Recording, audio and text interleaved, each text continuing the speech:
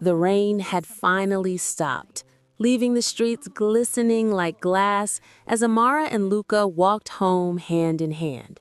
The night felt softer somehow, as if the whole town had been holding its breath, waiting for this very moment. Amara kept touching the little wind chime necklace resting against her chest. Each time her fingers brushed it, a quiet warmth spread through her, the kind of comfort she hadn't felt in years. But happiness, fragile as it was, often brought fear with it. That night, when she finally lay in bed staring at the shadows on her ceiling, a knot tightened in her chest. What if Luca disappeared again? What if this joy was only temporary? What if she lost him the same way she lost everything else? For the first time in a long time, Amara was afraid of hope. The next morning, when she arrived at the flower shop, she found Luca already inside, sweeping, humming, smiling as if he belonged there. "You don't have a key," she laughed softly. He held up a bent wire. "I improvised." She stared at him, half amused, half concerned.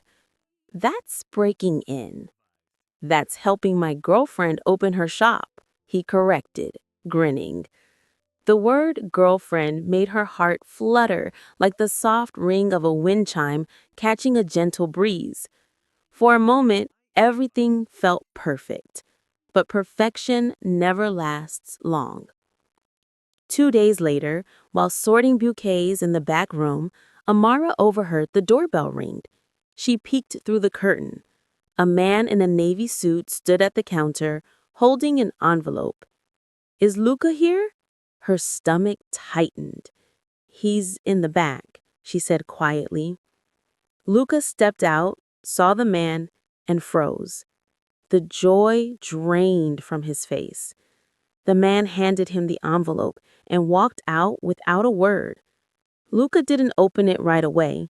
He just stared at it, pale, stunned, as if the paper in his hand weighed 1,000 pounds. When he finally looked at her, Amara felt the fear return. "What is it?" she whispered. He swallowed hard. "Something I hoped would never find me." Amara's heart clenched. The old echo of abandonment returned like a cold wind. They sat together on the floor shop. Luca held the unopened envelope between them, his fingers trembling. "I owe someone money," he said softly. "A lot of money. I left my old life behind because I wanted a fresh start. Then I met you, and you became my reason to stay clean, stay honest, stay alive." Her eyes stung with tears, but she stayed quiet. She didn't want to interrupt the truth, finally unraveling. He continued, "I went looking for a job so I could stay here, but the people in my past, they don't let go easily." He finally opened the envelope. Inside was a single sentence. "You have 14 days. Amara's breath caught. "Luca, what are you going to do?" He looked at her, eyes full of pain and apology. "I don't want to lose you, but I don't want my past to destroy your life."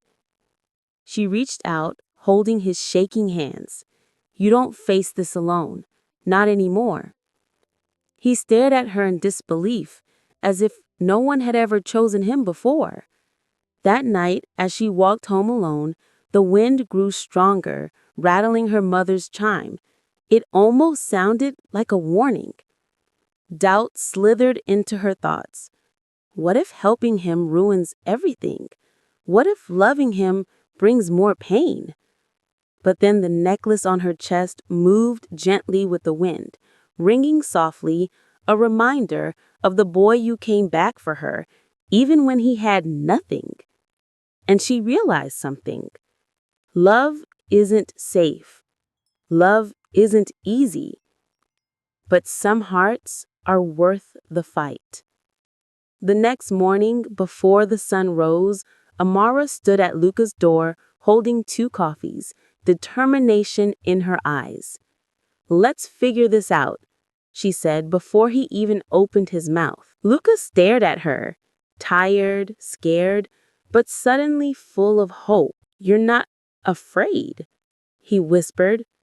"I am, but I'm more afraid of losing you." The smile that touched his lips was small, fragile, and beautiful. The kind of smile that only appears when a broken heart learns it's allowed to heal. He took her hand. "We'll fix this," he said. "Together," she finished. And as the first morning light poured over them, the wind chime outside Luca's window rang clearly. Not in warning this time, but in promise. A promise carried by the wind that love once found is worth everything you risk to keep it.